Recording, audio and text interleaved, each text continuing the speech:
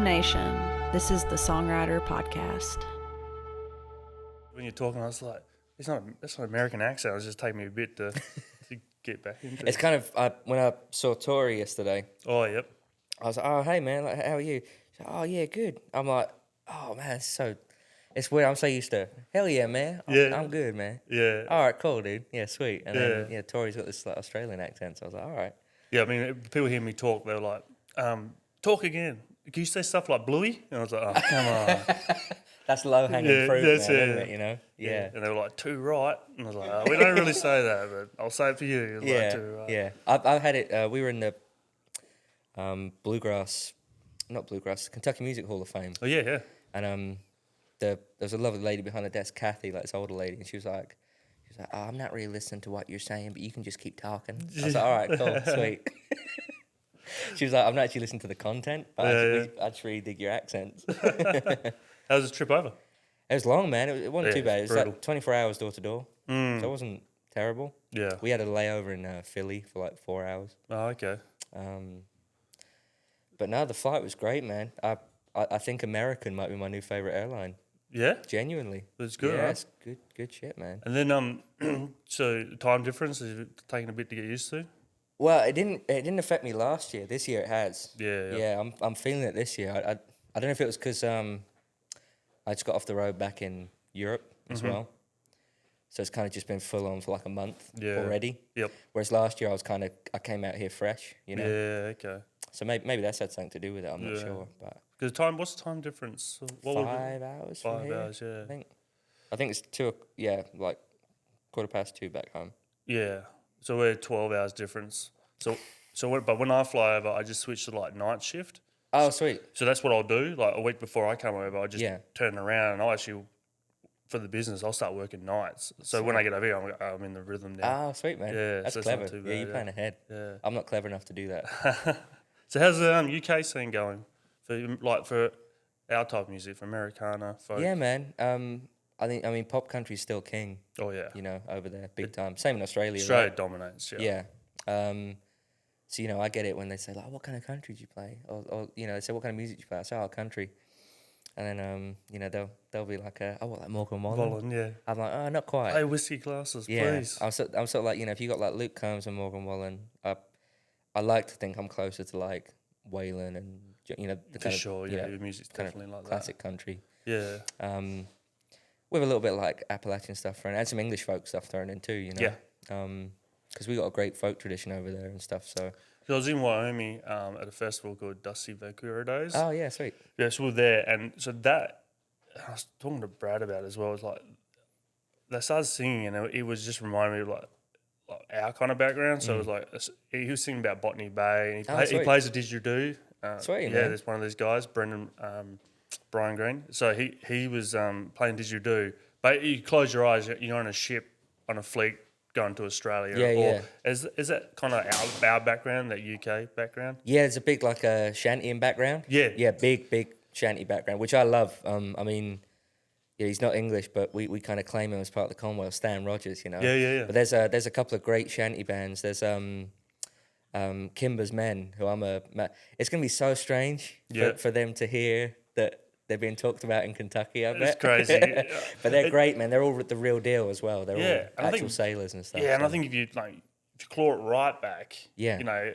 especially out there, like, it was the Scottish, the Irish, the English, especially in the US. So when I listened to their music, I was just like, oh man, this would work well in Appalachia, and Appalachia would work 100%. Yeah, definitely. There's definitely like you can kind of follow the thread, right the way through, which is really cool. Like, I'm a kind of nerd for history anyway, so I love kind of tracing stuff back, and I think you can do it quite well, especially with that. But yeah, and obviously the Australian folk tradition with the maritime stuff, it's great, man. So, yeah, and that's what the thing in Australia. I'm trying to educate, educate fans that you got your country pop, but if we can go back to the traditions. So we had like a Slim Dusty and Banjo Patterson was a poet there. We have a history of poetry, and trying to wind fans back to that, I think is quite important. Exactly, dig below the kind of superficial stuff, because there is quite a lot of that. And I've probably been guilty of it too, you know. What I don't get is when you have folks like singing about like red dirt country, you know, beer and tailgating and stuff. Like we don't really have that in England. So it's a little strange when you hear that being sung about, you know. Yeah. Because, you know, tailgating at like a rugby game or something. Yeah. You know, in Australia we've got this kind of like, it's a oh, that's not real country, but they listen to Morgan Wallen, but then like, I'm real country, mate, and like really lean into it, and then I own a farm. Yeah. And like, so or am I less country than you? Because outlaw. Yeah. The outlaw thing. Outlaw thing. Because people sort of say like, oh man, you play outlaw country. I'm like, well, if that's a genre, like maybe, but I couldn't be further from an outlaw if I tried. Yeah. And, you know, I know some real, like, folks who kind of deserve that. Yeah. So it kind of makes me, you know, it's kind of funny, like, to be called outlaw country or call yourself outlaw country, you know, like same as you. And there's that big thing about, you know, like me more cowboy than you, right? Yeah. You know, it's the same thing. It's the same, exactly the same. And I try not to, like, think about the whole pigeonholing, like, is that country or are you more country than me? And like, I get up every day at 3 a.m. in the morning. I might have to jump start my truck, and I go and fix prime movers, chase cattle around, you know, feed the dogs and that kind of stuff. So am I less country because I don't listen and smash beers together? It's pretty country, man. Yeah, and I was thinking, listen to the music these guys are singing about. They're living it. It's more country than a country karaoke on Broadway. Yeah, but so let's talk about how it all started for you, like picking up a guitar. Yeah. When did that? I started really late. I was always really into music, and it was kind of the main way my dad and I communicated together. We didn't really have much else in common apart from like music, and he brought me up on Dylan and, you know, all the greats. He loved the Beatles and everything like that. He's a big fan of Johnny Cash, but that was kind of about as country as it got. Gotcha. Yep. And then, you know, I picked up guitar when I was about 12, 13, and I still do, that kind of 70s kind of Laurel Canyon thing, you know. So Neil Young, and I was learning kind of songs by America and stuff with my guitar teacher and everything. And he'd just come around every Saturday and we'd just jam. Basically, it was a, you know, great musician that lived in the village who I'm still friends with, a guy called Chris. And then I became like a real dad rocker, man. I was 15. We were like lying to get into bars that we were too young to be playing in, and a lot of like faded denim and you know, pints of beer. Airborne, from Australia were a big thing. I've seen them loads. So really? Yeah, big time, man. Big fan of Joel and the boys. So that was what I was playing. And then around 2018, I started dipping back into kind of folk and country. Obviously, with folks like Tyler, Sturgill. And then lockdown came around, and I just left the band I was touring with. I was touring in like a rock band playing bass. Yep. And I guess with lockdown, I was just thinking, well, you know, what do I listen to that I really dig that, you know, I can play on my own? And then I went back to what I'd grown up with. So some of that 70s stuff, then also Johnny Cash. Yeah. And then obviously you discover, you know, the rest of the Highwaymen's catalogue. Yeah. And you kind of just go deeper and deeper and just kind of didn't really stop. And before I knew it, I'm wearing overalls in Kentucky and singing country stuff. You suit this scene so well with your voice. And when you listen to like your albums, you do get it because you got high hopes. When you're a kid, you got high hopes. A path cut for you in the sand. Now all I can try is not to be the same guy with the same troubles as my old man. Is that the album covers you and your dad? So that's my uncle. Okay. Yeah, that's my uncle. So, you know, I tried to lean into kind of the positive figures, like male figures. I've been very, very blessed to have. Was he music background or anything? No, just a great dude, and still is. You know, we really think the world of him. And it just made sense for that to kind of be the cover, you know, because the song kind of deals with that, you know, relationship. And I guess, you know, a young dude. I mean, I was 26 when I recorded it last year. So, you know, kind of just trying to figure out what your role is and how you can be a better better man and, you know, kind of who you can look towards and things like that. Yeah. So it kind of made sense. You know? Yeah. I mean, the lyrics are like that. It's like that when we are a child, we all have high hopes. Yeah. You know what I mean? Yeah. And sometimes we forget that. Yeah. Sometimes this world can crush your dreams. You know? Yeah. It's very cliche. No, but it is. It's it can, yeah. I mean, even like what we're doing with the platform and stuff like that, you like to make that leap is like, yeah, but then we go, oh, look at this app, you know, look at this. That's not even doing well. It's like 4 people on there, and it is soul crushing. And it's hard to go, oh, maybe I just screw it up, and maybe I just go do something else. Way too easy to do. Yeah, I mean, I'm lucky enough because I've got a business. Yeah. That makes money and we're fine. Yeah. So this was kind of like a passion project. Sure. But yeah. For people who've got nothing else to fall back on. Yeah. Then we've got to keep those high hopes, you know. Yeah, and I mean, it's so easy to get down about it, man. I mean, I had it with the first record. You know, you think it, you know, you got people saying, oh, you know, it's gonna, you know, blow up and everything, and it does to an extent. You know, I'm doing things now that I could never have imagined like 2 years ago before the record came out. But then there's always that part, sort of, you know, you see the folks like they go viral or they get signed before they even put something out. You know, like, man, I really wish that could have happened to me, you know. So it's just, you know, I guess the moral of that song is just keep turning up and you know, keep showing up. Yeah, you know, even if you're, you know. Yeah, I mean, and touch on something else, it's like blowing up and going viral. Some people think if I just get on that playlist, if I just did that, then I'll be fine. And I think people should like, I mean, I think role models. I mean, I'm not a musician, but I look at people like Nicholas Jameson, who's, you know, God, Neron in Kentucky, you know, what I mean? Lowercase G, God, and but he's so good at just saying it's not saying, but he's kind of like it's not all what it's cracked up to be. There's more to it than the fame, and I think he's kind of like that picture of like maybe you don't have to go viral to be a pillar, and maybe that's what we should aim for. Yeah, and maybe you can do it in other ways. You know, like music can just be one facet of it. You know, which is really cool. Like, you know, there's a couple of folks I know, like Ben Todd's one of them. You know, like where, you know, his music is one part of that, but he's also got so many other things that kind of make him a pillar of his community and stuff. Yes. And I think that's just something really commendable to look towards, you know. Yeah. And then what's cool is when you have someone like, you know, Noeline, who kind of goes viral because of a social media thing. Yeah. But then has some really great songs to back it up. Yeah. And like has that work ethic to hit the road and stuff, you know. So it's kind of nice when you see both kind of sides of it. Yeah. You know, it gives the little dudes like us kind of some hope. 100%. You know? I mean, I've been talking recently about Caitlin Butts and her song that's gone viral. And I just hope that it's more the fans I look at. It's like, okay, she went viral. It's a good song. Yeah, great song. It's a good song.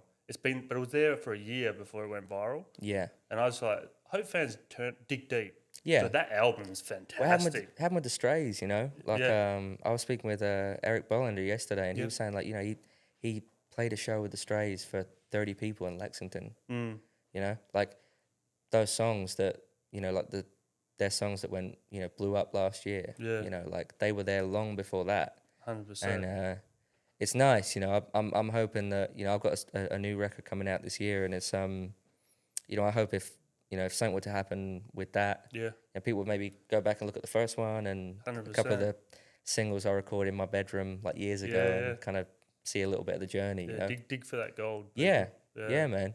So this album, how long you been taking to write this one? All in all, we did it really kind of piecemeal. So we went into the studio for the first time in March last year. And we kind of had like 4 different sessions. Gotcha. And I'm terrible at preparing for the studio. Really? Yeah, I go in with the best of intentions I'm going to sit down every day, you know, write for 2-3 hours. I'm going to have 30 songs. I'm going to whittle it down. And it just never happens. Yeah. And most of the time it's me stressing to my Mrs. Ann saying like, I don't know what I'm going to do. I have no idea what I'm going to record. And then every session we've left with like 3 or 4 songs. And then kind of before we knew it, we had this 13-track record, which is, you know, all done. It's all being mastered now. Yeah.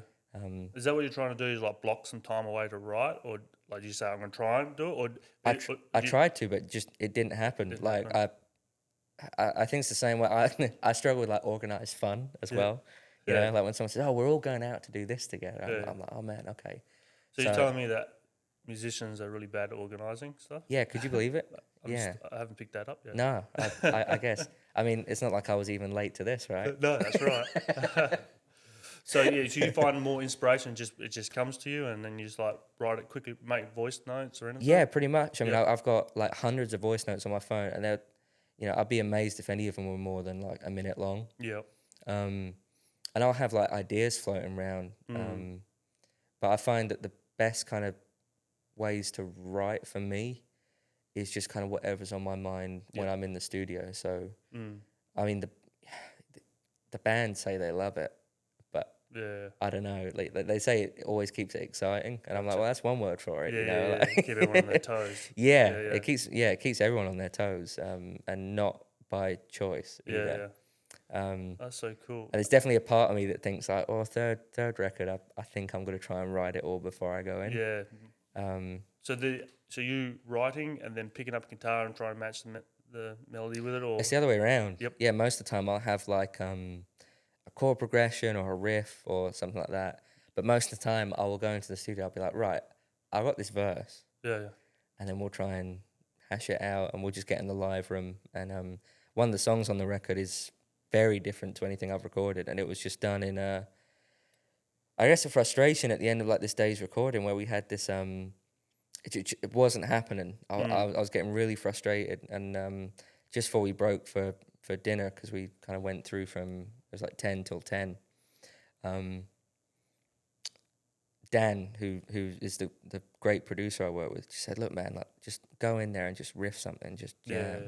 And we recorded the song in like one take, just jamming it, completely improvised. But it has this really cool, like kind of Tom Waitsy kind of jam vibe. And it kind of translated really well. I don't know if that would happen every time. I don't know if I'd want to find out if that happens every time. Yeah, but, it's going to, I don't know if this is going to be a comparison because I played semi-professional football in Australia. Oh, sweet, man. But it's kind of like... Aussie rules? Yeah. Oh, no way. Yeah.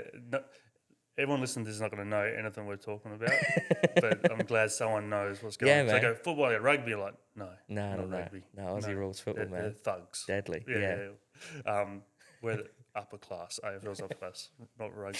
That's a T-shirt, isn't it? Yeah. It's kind of like, and I was lucky enough to, like, the finals, I was really good at it. And I think it's because everyone kind of overthought it. I was like, it literally is just another game. It's just another game. It's not just another game. Like, if you win the championship, but it's bodies. For all intents and purposes, it's the same motions. Same ball. Yeah. It's the same everything. And everyone was like, you do so well in finals. Maybe it was naive to the pressure as well. It's like, I don't care. But that can help, Like sometimes like ignorance is bliss in that sense, like where you just kind of be like, I'm just going to treat it like a normal thing. And I kind of did that with the record. I think because we didn't go in for like a two-week session or anything, we didn't block out like 2 or 3 weeks to just smash out an album. I think there was kind of a little less pressure for me because I could just treat it as, eventually, try telling that to anyone who was in the studio. I was getting really, really stressed. But in the end, it was kind of like all right, if we don't get anything this session, there'll be another one. Yeah. It's not like I'm going to waste, 3 weeks in the studio or something. Yeah. I mean, so when I listen to your music, sometimes like I'm going through this folky, I'm like, oh man, this is so cool. It ain't mean much to me. I'm like, okay, this is Beatles. It ain't mean much.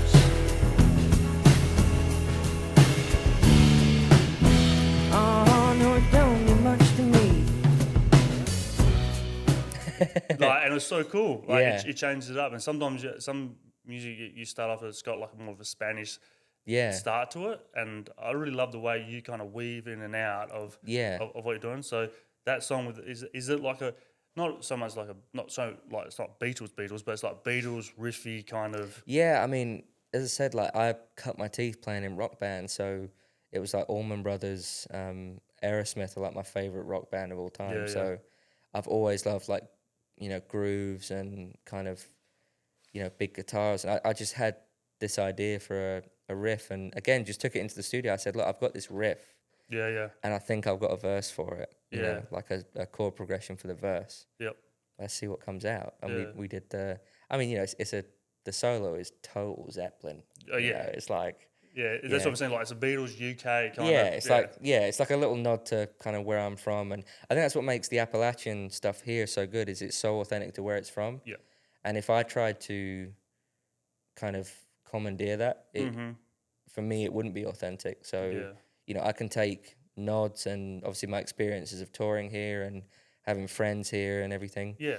But ultimately, I'm a hairy rocker from England, so it was like nice to have a little nod to that on the record, Yeah, and kind of the same when I come to Cadet. Like you feel adopted, obviously. Yeah, I mean, definitely. This community is unreal. Laurel Cove, unbelievable, is the next level. Because this is your first time at Laurel Cove. First time. It took us 2 hours to walk up from the car where we parked to where I was setting up merch yesterday. Oh, really? Because it was just you're bumping into people. You're saying like, "Oh, hey, man," and even if you haven't met them in person, you've interacted online and stuff. Yeah. And it was just nuts. Like I've never really known anything like it. We don't really have anything like it in England, that's for sure. Yeah, we don't have, I can't think of anything in Australia that we have. But the community is so cool. Yeah, like Kentucky culture is it's great. Well, Appalachian culture in general. It's like every other person is one of the most talented people you've ever met as well. I know. It's really upsetting. Yeah.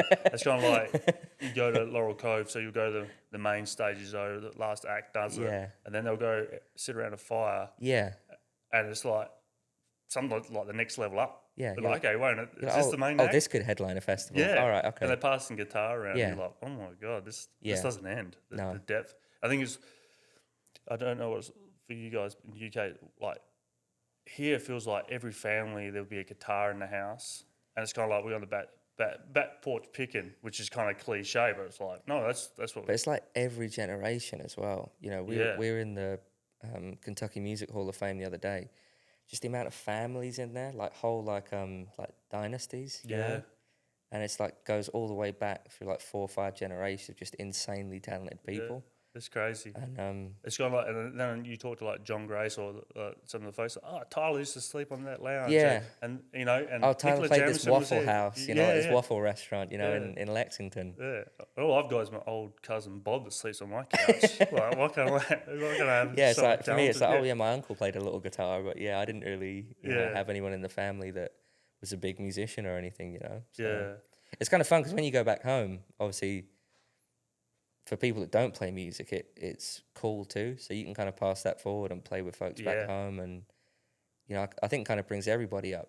Something like that. If you've got so many talented people, it kind of like disseminates. Kind of through everything, I guess. Yeah, it gives, especially like the younger generation. They see someone like you kind of paving the way, which is kind of, you probably hate someone saying that, but no. But you know what I mean? Like, you go, oh, maybe I can pick up a guitar and I can play that type of music. Yeah. Because people like it now. Yeah, and also like with coming over for, when I came over last year for that tour, it was completely DIY. So I've not got management, I've not got a label still, and I've got no agent in the US. So last year it was completely DIY between me, my fiance Anne, and my buddy Rob. Mm-hmm.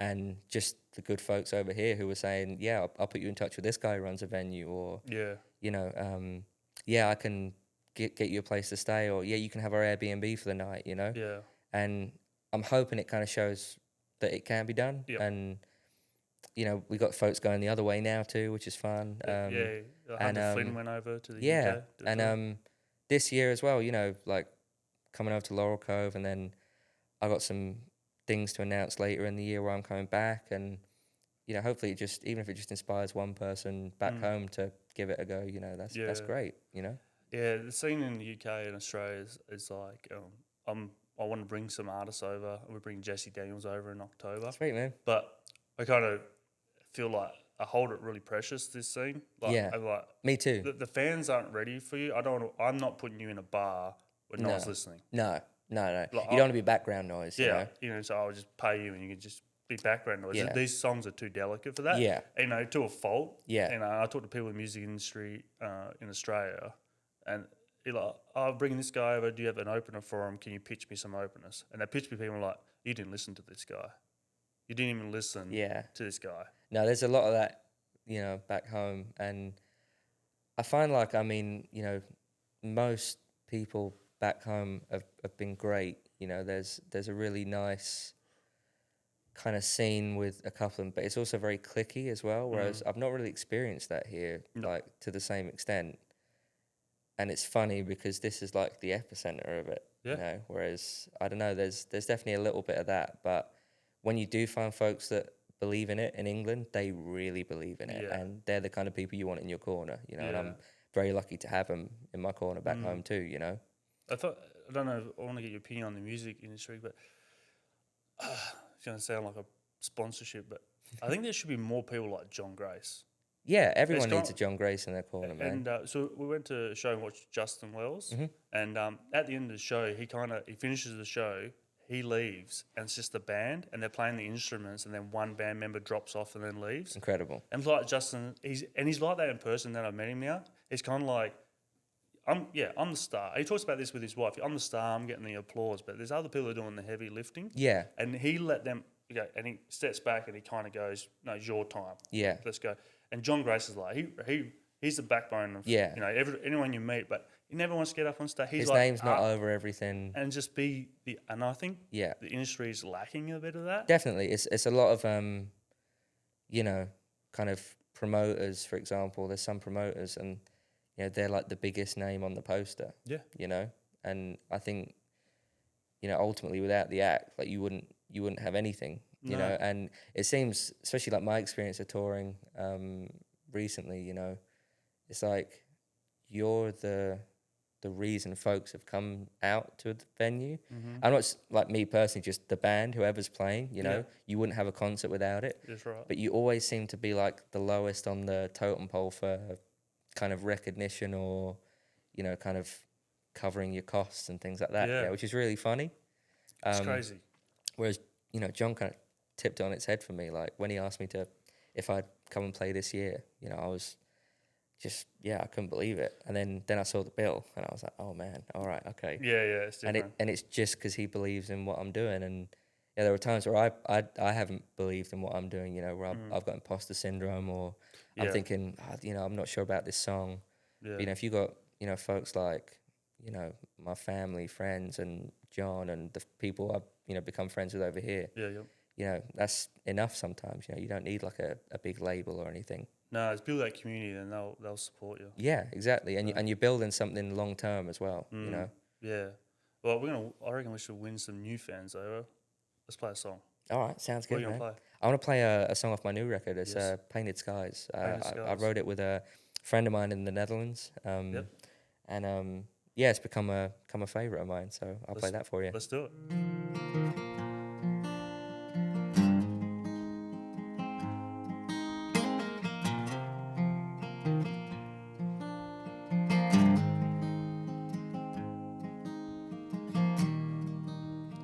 Guess you already know, babe. You send shivers down my spine. You're the leading role, babe, in this little play of mine.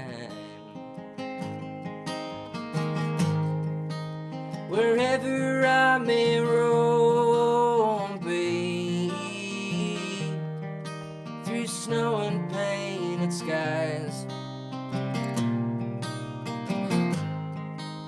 I've lost too many nights, babe, to dreams where rivers they ran dry. I know it's worth the try.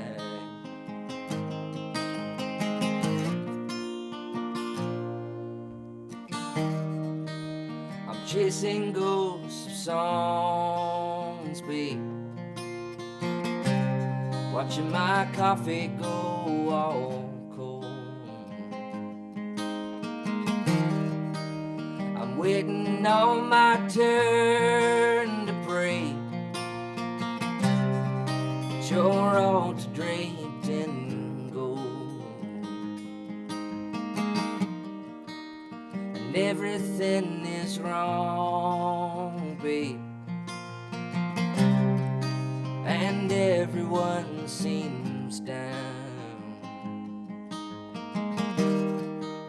There ain't no gallows, babe, kill this whole town. Wherever I may roam, babe, through snow and painted skies, I've lost too many nights, babe, to dreams where rivers there and dry. I know it's worth a try.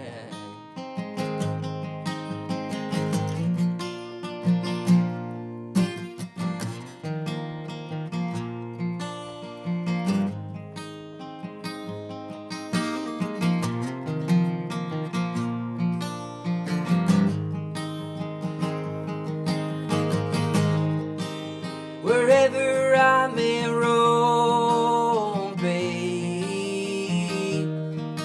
through snow and painted skies, I've lost too many nights, babe, to dreams where rivers there and dry. I know it's worth a try.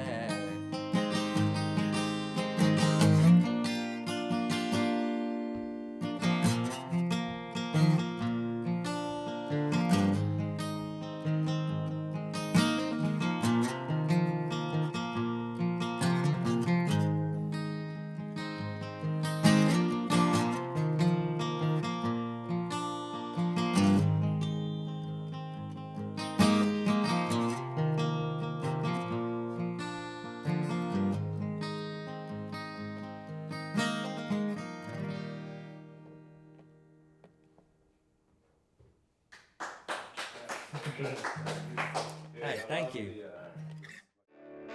Thank you for listening to the Songwriter Podcast. You can find out more about this artist in the show notes, including links to their work.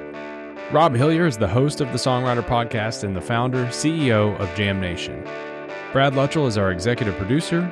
Jacob Bozarth is our co-producer. The show was recorded and edited by Sam Tucker with Tucker Creative. The show's incredible intro vocals are by singer-songwriter Emily Jamerson. Thank you to Pine Mountain State Park for hosting these conversations and Bell County Tourism for helping us coordinate.